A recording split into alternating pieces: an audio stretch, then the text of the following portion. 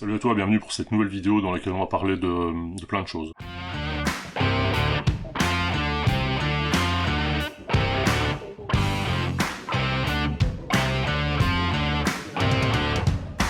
Avant de commencer le jeu des questions-réponses, il y a deux choses dont je voulais te parler. D'abord, c'est les soutiens que je reçois sur Utip. Je voulais remercier vraiment très chaleureusement les gens qui ont pris la peine de faire un don, d'acheter la super tasse que je mets en vente sur le Utip et qui me permet de financer mes différents projets. Les gens qui ont acheté les éléments visuels que je mets à disposition sur le Utip, les gens qui m'ont fait des dons sans rien acheter en contrepartie, voilà, ça m'aide vraiment beaucoup. Donc d'abord, merci à tous ces gens-là.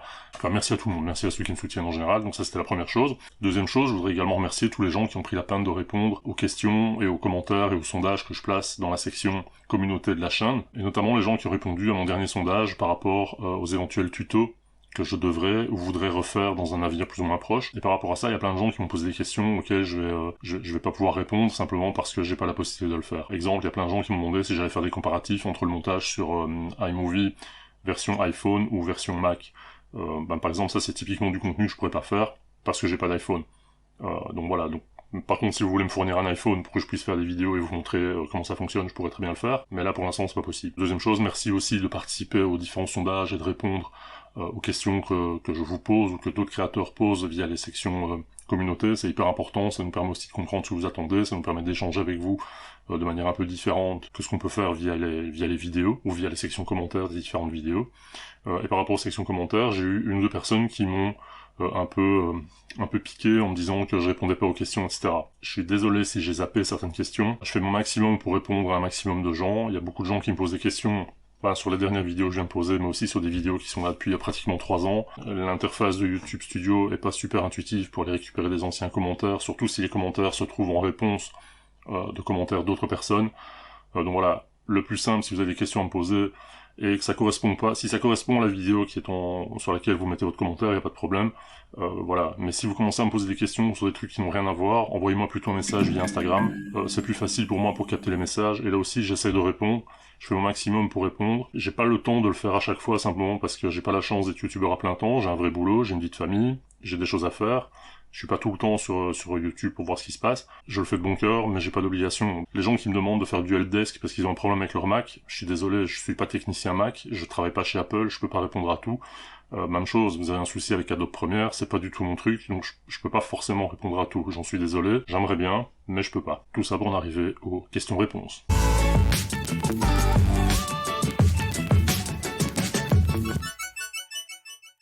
Alors là aussi, on va commencer par des remerciements, on va remercier tous les gens qui ont posé plein de questions, j'en ai vraiment reçu pas mal cette fois-ci, donc c'est assez sympa, c'est parti dans tous les sens. Il y a des questions que j'ai pas sélectionnées simplement parce que j'avais déjà répondu dans d'autres séquences questions-réponses que j'avais fait précédemment, par exemple c'est quoi mon boulot, combien de temps je mets pour monter une vidéo.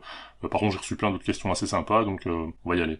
Alors première question, est-ce que tu prépares un storyboard pour tes vidéos? Non. En général ce que je fais c'est que je prends des notes via une petite application qui s'appelle Notion, dans laquelle je mets mes notes, donc j'ai créé différents documents qui me permettent de dire tiens pour cette vidéo là, il faut que je fasse tel ou tel type de plan, il faut que je prépare tel ou tel visuel, si j'ai besoin de liens pour chercher l'info, je les note dedans, une fois que j'ai créé ma miniature, je la sauvegarde dedans également, et ça me permet d'avoir une espèce de cahier de charge par rapport aux vidéos que je vais réaliser, mais c'est pas réellement scripté, donc quand je commence une vidéo, je sais jamais vraiment ce que je vais dire, ce qui fait que je perds beaucoup de temps au montage, parce que je fais beaucoup d'erreurs et il y a beaucoup de déchets. Pourquoi avoir choisi iMovie? Est-ce que c'est un manque de tutos sur le sujet?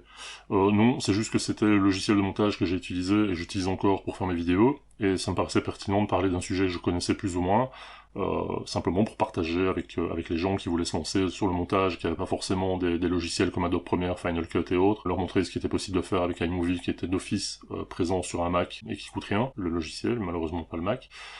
Et leur permettre de faire du montage et d'avancer avec ce logiciel qui permet quand même de faire assez bien de trucs sans que ce soit forcément une usine à gaz. Comment as-tu choisi le nom de ta chaîne? J'ai trouvé que choisir mon prénom, enfin en tout cas le diminutif Fred, diminutif de Frédéric, c'était le plus simple, simplement parce que Squeezie était déjà pris et que je voulais pas lui faire de l'ombre. Est-ce que tu es toujours solo pour YouTube? Alors oui, je fais tout seul. Donc je filme, je monte, je fais les recherches, etc., etc. Voilà, tout simplement, comme la plupart des gens, je pense. Donc oui, je suis toujours tout seul pour faire mes vidéos sur YouTube. Quel logiciel de montage utilises-tu hormis iMovie? Est-ce que tu vas faire des tutos Final Cut, Filmora, ou des trucs sur iPhone ou sur iPad? J'utilise, en dehors d'iMovie, j'utilise HitFilm Express. qui est vraiment un super bon logiciel, qui a l'avantage d'être gratuit, et qui est utilisable à la fois sur PC et sur Mac, peut-être sur Linux, je suis pas certain. Deuxième partie de la question, c'est est-ce que tu vas faire des tutos sur Final Cut, sur Filmora et sur iPhone, iPad? Oui, certainement. Le jour où j'ai la possibilité de changer de Mac, parce que j'ai toujours le même souci, c'est que mon Mac, il est trop vieux pour supporter même la dernière version, la version 10 de Filmora. J'ai acheté le logiciel, enfin j'ai acheté la licence, je l'ai installé, mais ça fonctionne pas. Donc je ne désespère pas de pouvoir changer mon Mac et de pouvoir faire des choses un peu plus pointues, notamment sur Final Cut, sur Filmora, peut-être sur Adobe. Mais ce jour n'est pas arrivé!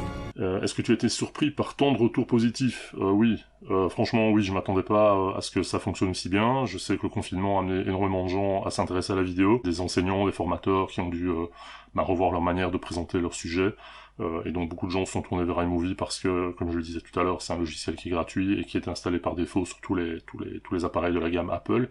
Mais oui, je suis assez étonné de voir le nombre de gens qui découvrent finalement iMovie. Est-ce que tu te mets la pression pour continuer? Non. Le jour où je commence à me mettre de la pression, j'arrête. Pour moi, YouTube, ça reste un hobby. Ça reste une forme de divertissement, ça reste une distraction. Je me mets de la pression pour des choses plus graves, je vais pas dire plus importantes parce que ma chaîne commence à être importante pour moi, mais je me mets pas de pression pour mes vidéos YouTube. La seule pression que je me mets, c'est d'essayer de fournir quelque chose qui soit utile, des choses qui puissent parler aux gens, qui puissent leur apporter quelque chose, avoir vraiment une plus-value dans ce que je produis sur YouTube. Ce qui n'est pas le cas par exemple des vlogs, c'est plus des moments où je me lâche un peu par rapport à mes créations de contenu, mais en tout cas pour les tutos j'essaie toujours que ça soit utile pour les gens. Est-ce que tu as peur de perdre des followers ou de lasser? Non, j'ai pas peur de ça, ça arrivera, ça arrive peut-être, voilà, les gens s'intéressent à quelque chose à un moment donné, puis ils passent à autre chose, alors est-ce que c'est parce que le contenu leur plaît plus, est-ce que c'est parce que c'est moi qui leur plaît plus, je le saurai jamais, j'ai pas peur de ça, je veux dire, ça fait partie du jeu, il y a des gens qui commencent sur iMovie, qui sont fidèles pendant 1 an, 2 ans, 3 ans, ils passent à Final Cut, et évidemment les contenus sur iMovie ça les intéresse moins, ils reviendront quand je ferai du Final Cut, mais j'ai pas peur de perdre des abonnés, c'est logique, moi-même je suis des chaînes pendant tout un temps, et puis parce que mes intérêts changent ou parce que le contenu change, je ne suis plus ces chaînes-là, ce qui veut pas dire que j'aime plus la manière dont la personne fait ses vidéos, ou que j'aime plus ses contenus, simplement que mon intérêt a changé, et que voilà, comme tout le monde, on a 24 heures dans une journée, et c'est compliqué de suivre tout ce qui se fait sur YouTube ou ailleurs. Où est-ce que tu trouves toutes ces astuces pour iMovie? Je fais beaucoup d'essais, je fais beaucoup de recherches sur des effets, sur des choses qu'on fait en vidéo, et je me dis tiens, comment est-ce que je pourrais faire ça sur iMovie? Alors, il y a beaucoup de choses qui sont pas possibles, évidemment, puisqu'on sait qu'iMovie est assez limité, donc je rajoute des petits programmes, comme Keynote, comme Canva, comme d'autres trucs, et puis je vais voir un peu sur le net ce qui existe, et parfois je trouve des tutoriels sur Filmora, par exemple, et je vois un peu ce qui correspond dans iMovie à Filmora, et j'essaie de transcrire un peu ce qui se fait dans Filmora dans iMovie, ou sur Adobe, ou n'importe quoi, et puis je vois si ça fonctionne ou pas, et si ça fonctionne pas, je fais des vidéos comme aujourd'hui où je te parle de trucs, parce que j'ai pas forcément de sujet. Sinon, voilà, c'est beaucoup de tâtonnements, d'essais, et puis il y a des gens qui font aussi le même style de contenu, des vidéos sur iMovie, et donc oui, clairement, je vais voir ce qu'ils font. Donc il y a quelqu'un dans les commentaires qui avait mis, il y a un Américain qui fait la même chose. Oui, il y a des Américains, des Canadiens, il y a même des francophones, je suis pas le seul, qui font des tutos sur iMovie, et clairement, je copie pas, mais je m'inspire de ce qu'ils font parfois, et c'est logique parce que, tu peux pas inventer sans cesse des nouveaux trucs sur un programme comme iMovie qui reste ce qu'il est, qui est très très bien comme il est, mais qui te permet pas d'avoir des nouveautés toutes les semaines. Comment tu te sens quand tu travailles avec des marques, et est-ce que tu as déjà refusé des partenariats? Comment je me sens quand je travaille avec des marques? Ça m'est pas beaucoup arrivé, mais les marques avec lesquelles j'ai pu bosser, qui sont très très peu nombreuses, sont plutôt des marques qui proposent de tester des produits, et qui te demandent simplement d'acheter le produit sur Amazon et puis qui te le remboursent une fois que t'as fait ta vidéo. J'ai toujours pas fait la vidéo que j'avais promis de faire à la marque en question. Comment je me sens? C'est sympa parce que ça veut dire que quelque part des gens ont remarqué ta chaîne. D'un autre côté, je me dis que c'est aussi des gens qui essaient un peu de profiter de chaînes débutants en proposant de ce type de partenariat, parce que je doute très très fort que des gros youtubeurs qui ont une très très grosse communauté aient besoin d'acheter d'abord le produit et puis de se le faire rembourser. Je pense qu'il y a plus de confiance de la part des marques dans les plus grosses chaînes, et quelque part c'est logique, mais d'un autre côté c'est dommage, parce que les petites chaînes n'ont pas forcément les budgets pour acheter le matériel, et donc moi je me vois mal aller acheter du matériel à 600 € et espérer un jour être remboursé pour faire une vidéo. Et puis il y a tout un débat sur le fait que ces marques-là finalement s'en sortent toujours, parce que atteindre une communauté, si je prends l'exemple de la mienne, de 7500 personnes, en me disant achète ma petite lampe LED à 60 balles et je la rembourse, c'est très très peu cher payé pour leur permettre d'atteindre finalement 7000 consommateurs, 7000 clients potentiels. Donc voilà, je suis flatté quand on me contacte, mais j'ai un peu de mal avec ce système-là. Donc voilà. Question liée, combien ça te rapporte un partenariat avec une marque? Ça dépend des marques. Il y a des marques qui m'ont proposé 120 $, pardon, 120 $, donc plus ou moins 100 euros, pour faire une vidéo, avec un lien sponsorisé pour mes abonnés, ce qui fait que les gars me payent 100 euros pour faire une vidéo, et m'offrent la possibilité de souscrire un abonnement à leur produit qui va me coûter 130 euros. C'est le genre de partenariat que je refuse. Si j'y gagne rien, et si mes abonnés n'y gagnent rien, je fais pas la vidéo. Mais combien tu gagnes, ça dépend des marques. Quels sont les aspects des statistiques YouTube sur lesquels tu te concentres quand tu fais une vidéo? Au moment où je fais la vidéo, je me concentre sur aucune statistique parce que c'est difficilement quantifiable. Alors il y a plein de grands théoriciens de YouTube qui vont te dire qu'il faut aller faire du Google Trends, aller analyser les recherches, les tendances, etc. Alors j'ai essayé, mais iMovie, si je vais dans Google Trends, tout le monde s'en fout. Et donc c'est pas le genre de choses sur lesquelles je me concentre. Ce que j'essaie de faire, c'est d'avoir un contenu avec une valeur ajoutée, d'avoir quelque chose qui soit propre, quelque chose qui soit compréhensible, mais je me prends pas la tête avec les statistiques de YouTube au moment où je fais ma vidéo. Une fois que la vidéo est en ligne, les statistiques auxquelles je fais attention, c'est est-ce que les gens, forcément le nombre de vues, et surtout, est-ce que les commentaires sont positifs ou négatifs. Le reste, honnêtement, ça m'intéresse plus. Pendant tout un temps, j'avais même fait un groupe avec différentes personnes où on essayait d'analyser les algorithmes, etc. J'ai abandonné. Parce que voilà, je prends pas de plaisir à analyser des algorithmes, analyser des statistiques. Je le fais déjà pour mon boulot. Dans mon boulot, ça m'intéresse. Si je dois commencer à le faire pour mon hobby, ça m'intéresse beaucoup moins, donc je ne le fais plus. Combien tu gagnes grâce à YouTube? Donc ma chaîne est monétisée depuis avril 2020, et j'ai commencé à avoir un revenu régulier en octobre, je pense, octobre ou novembre, et là je suis à une moyenne de 110 euros par mois. Donc je suis pas prête à arrêter de travailler. Voilà, donc 110 euros par mois en moyenne, uniquement grâce à YouTube. À côté de ça, il y a 2-3 pièces qui tombent avec les liens sponsorisés sur Amazon, et là on est sur une moyenne de 7 à 8 euros par mois. Donc voilà, je continue à bosser. Est-ce que tu t'amuses toujours autant à faire des vidéos depuis le début de ta chaîne? Oui, et de plus en plus, simplement parce que c'est plus facile pour moi au niveau du montage, c'est plus facile pour moi au niveau de la réalisation, et je comprends mieux ma communauté, je comprends un peu mieux ce qu'elle attend, et je prends plaisir à faire ce que je fais parce que je fais ce que j'ai envie de faire. Je me mets pas de pression, je me dis pas cette semaine il faut absolument que je fasse un tuto iMovie, cette semaine il faut absolument... Je fais ce que je veux, et voilà, le jour où je devrais commencer à avoir des contraintes, ça me plaira plus, mais je prends toujours autant de plaisir à vous proposer du contenu sur cette chaîne en tout cas. Est-ce que tu as une contribution ou un partenariat de prévu avec d'autres youtubeurs? Là rien, mais si ça t'intéresse, tu m'en parles via DM sur Instagram et on peut en discuter. Moi je suis ouvert à tous vos délires. Voilà, moi si vous voulez qu'on fasse un truc ensemble, y a pas de souci, on peut en parler, sans problème. DM sur Instagram, le lien est là en dessous, n'hésitez pas. Plutôt Marvel ou plutôt DC? Là c'est compliqué comme question. Marvel a un univers absolument génial, et je peux pas dire que j'aime pas Marvel, sinon ma fille va m'égorger. Mais j'ai envie de dire DC, et pourquoi?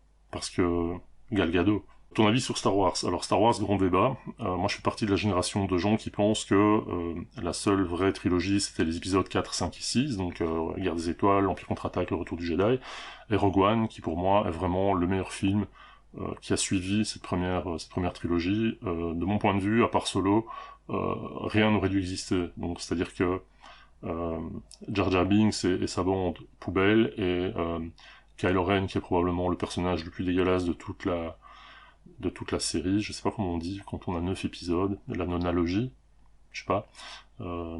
Voilà, tout ça on peut jeter, je serais pas malheureux si demain on me dit que tout ça n'a jamais existé. Y a quoi sur tes étagères? Alors, sur mes étagères, il y a plein de trucs. J'ai des figurines Funko, j'ai une figurine Funko, attends, je vais te montrer. J'ai une figurine de Bodhi, qui est un personnage de Rogue One. J'ai une figurine d'un Scarif Trooper, qui est aussi un personnage de Rogue One. J'ai une figurine de Marilyn Manson, qui aurait pu être un personnage de Star Wars. Et le reste, j'ai 2 boîtiers, une figurine de Deadpool, une figurine de Tintin, et le reste, c'est des cailloux que je ramassais avec ma fille quand elle était petite, parce que derrière cette apparence froide et austère se cache un cœur qui bat. Donc ma fille me ramassait tout le temps des cailloux, elle me les donnait, donc je les ai gardés, donc ils sont sur mon étagère, plus 2-3 autres babioles. Voilà. C'est quoi ton film ou ta série préférée du point de vue réalisation? Au niveau film, Inception, et au niveau série, Haunting of Hill House et Sherlock. Inception parce que j'ai trouvé le scénario absolument génial, ça a été mis en scène de manière fabuleuse, et Sherlock, la série avec Benedict Cumberbatch, et Martin Freeman, qui a pour moi été une véritable claque au niveau de la manière dont le réalisateur a utilisé les transitions. Je t'invite à regarder cette série et à capter les différentes transitions qui ont été intégrées dans cette série, c'est vraiment du bonheur. Et Haunting of Hill House, qui est une série fantastique, qui pour moi est probablement la meilleure série qui a été réalisée au moins ces 15-20 dernières années, en termes de mise en scène, en termes de storytelling, en termes d'effets spéciaux qui sont pas des effets screamer, etc., de merde, comme on peut en voir dans plein de films, mais qui a vraiment été une super réalisation, et notamment un épisode qui a été complètement tourné en plan séquence, que je t'invite à voir. Je crois que c'est l'épisode 5 ou 6, et un plan séquence, c'est un plan qui a été tourné en une seule prise. Franchement, Haunting of Hill House, je mets le lien dans la description vers la bande-annonce, parce que sinon je vais me prendre un strike. À voir absolument, à voir pour l'aspect histoire et à voir pour l'aspect réalisation. Ton réalisateur de film préféré? Scorsese, pour faire comme tout le monde, mais j'adore vraiment Martin Scorsese, notamment Les Infiltrés. Je trouvais que ce film était vraiment génial au niveau du scénario. J'ai trouvé Nicholson exceptionnel, Matt Damon et DiCaprio étaient vraiment très très bons. Donc clairement Martin Scorsese. Sinon Christopher Nolan pour la réalisation des Batman, Dark Knight, First Knight, etc. Pour Memento et pour Inception. Taiki Waititi, qui est un réalisateur néo-zélandais, qui a réalisé Thor Ragnarok évidemment dans la série des Marvel, mais qui a surtout réalisé un film que j'ai vraiment trouvé superbe, qui s'appelle Jojo Rabbit, que je t'invite à voir également. Et alors enfin Peter Jackson, parce que Le Seigneur des Anneaux, Heavenly Creatures et King Kong. Qu'est-ce que tu donnerais comme conseil à quelqu'un qui veut commencer YouTube mais qui n'ose pas? Pose-toi la question de savoir pourquoi tu n'oses pas. Est-ce que tu as peur de réussir?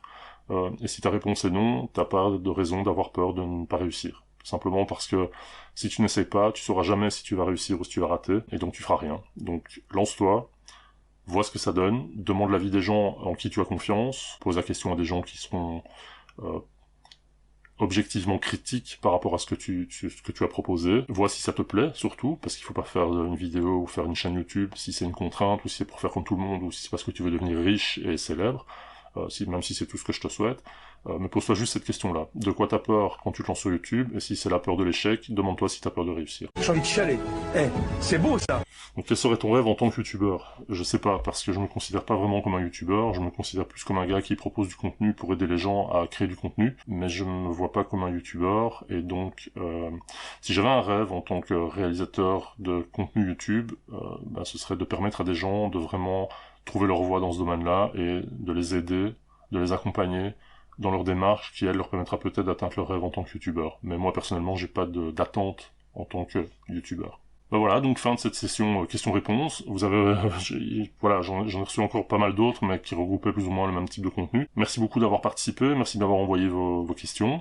Si vous en avez d'autres, n'hésitez pas, on préparera une deuxième série, une deuxième salve, et ce sera avec plaisir, parce que j'aime encore bien ce genre d'exercice. Laissez-moi un commentaire par rapport à ce qui a été dit dans cette vidéo, laissez-moi un message, dites-moi ce que vous en avez pensé, et comme d'habitude, si vous n'êtes pas encore abonné, je vous invite à le faire. Si tu l'es déjà, active les notifications. Et dans tous les cas, je te dis à bientôt pour une nouvelle vidéo.